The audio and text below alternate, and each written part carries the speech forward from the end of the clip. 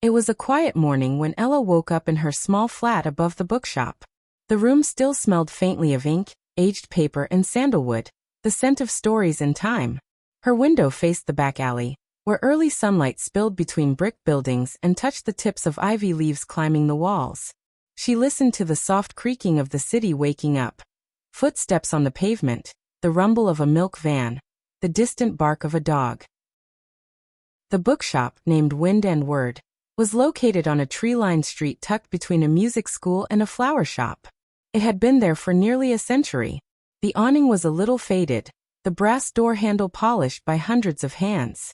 Ella had been managing the shop for only 3 months, but it already felt like a second skin. She dressed slowly, pulled her hair into a bun, and made a cup of tea in her tiny kitchen. As she sipped it by the window, she watched a tabby cat leap from one trash bin to another and vanish into a gap in the fence. The world outside seemed both quiet and full of promise. At 8:45 a.m., she descended the spiral stairs and unlocked the door. The shop greeted her like an old friend. Wooden shelves lined every wall, bending slightly under the weight of thousands of books. Ladders slid along rails. Sunlight filtered through the stained glass skylight above, throwing colorful patches across the checkered floor. She switched on the radio, something classical and soft, and began her opening routine, dusting shelves, straightening books, checking the till. A handwritten sign hung in the window. "Come in, wander and get lost."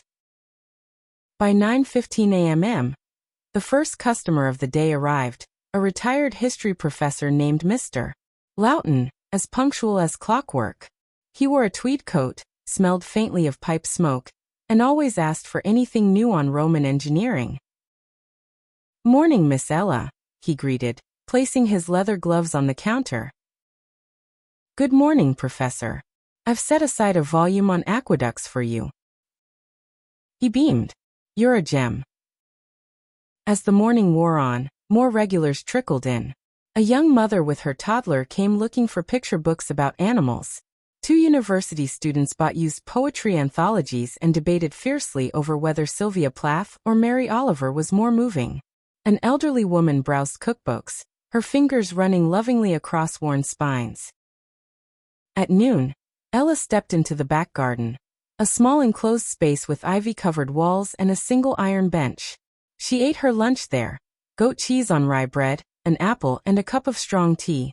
She read a few pages of a novel someone had donated, a story about a woman who traded city life for a lavender farm. Back inside, the early afternoon brought a different kind of rhythm. A man in a suit rushed in and bought a mystery novel to read on a delayed train.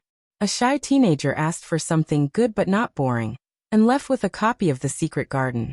2 tourists stumbled in, marveling at the charm of the place, and bought a stack of old postcards from a rotating wire stand.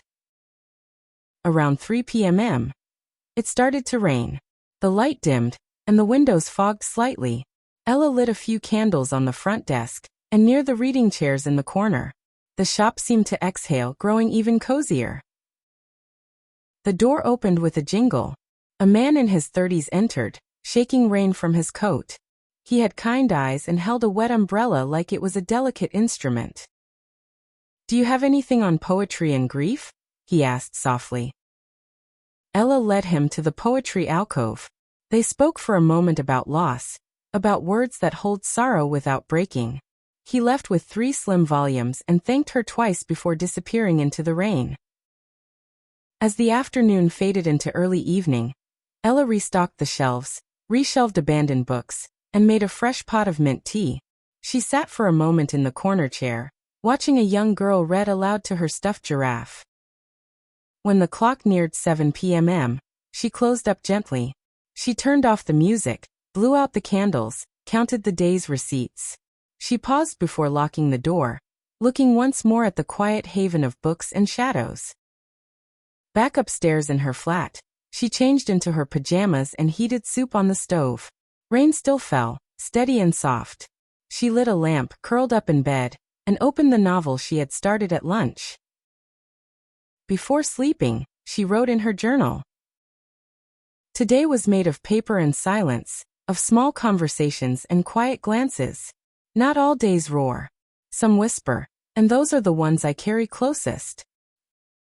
She placed the journal on the nightstand, turned off the light, and let the soft hush of rain and stories lull her to sleep.